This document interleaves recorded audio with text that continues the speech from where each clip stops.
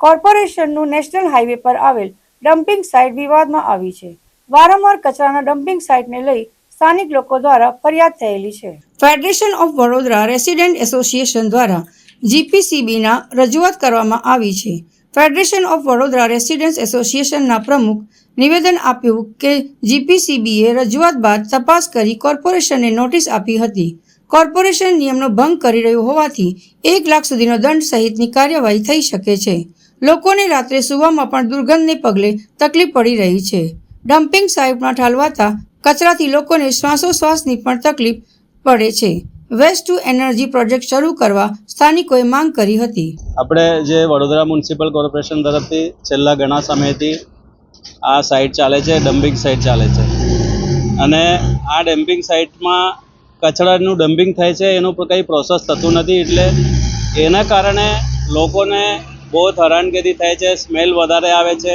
લોકો રાત્રે ઊંઘવામાં તકલીફ પડે છે. સવારે યોગા કરતા સમયે પણ લોકોને શ્વાસ લેવામાં આ ગંદુ શ્વાસ લેવો પડે છે. અને એના માટે અમે ગુજરાત પોલ્યુશન કંટ્રોલ બોર્ડમાં કમ્પ્લેન કરેલું હતું અને ગુજરાત પોલ્યુશન કંટ્રોલ બોર્ડ તરફથી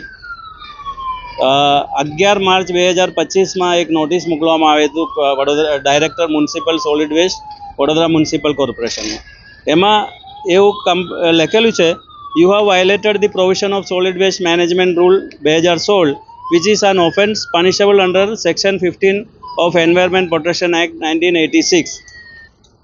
એવું એમને નોટિસ આપવામાં આવે છે. એ નોટિસ આપવામાં થી પણ હજુ સ્મેલ વધારે આવે છે પણ એ કોર્પોરેશન તરફથી કોઈ પગલાં ભરવામાં આવી નથી.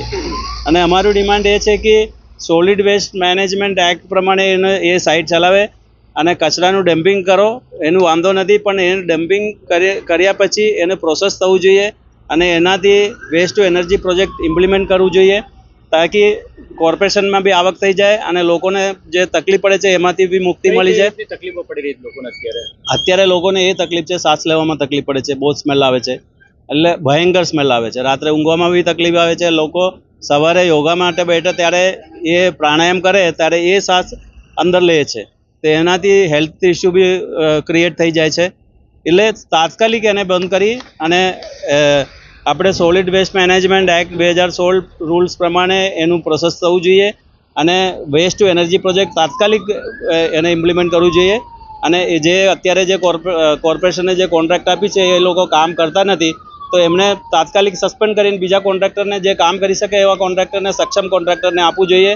એવું નથી કે તમે એમનો પાસ્ટ હિસ્ટ્રી જોવા વગર કોન્ટ્રાક્ટ આપી દે છે, એનાથી બહુ તકલીફ પડે છે.